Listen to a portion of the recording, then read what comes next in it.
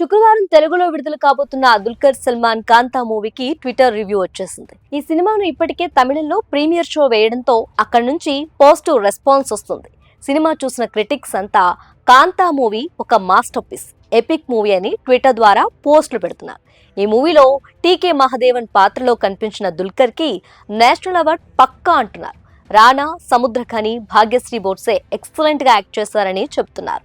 Cinema first half interesting గా సాగుతుందని, next ఏం జరుగుతుందనేది క్యూరియాసిటీని క్రియేట్ చేస్తుందని, ఇక సెకండ్ హాఫ్ కూడా చాలా గ్రింపింగ్ గా ఉంటుందని, ట్విస్ట్ మాత్రం అదిరిపోతుందని, క్లైమాక్స్ ఎమోషనల్ గా ఉంటుందన్నారు.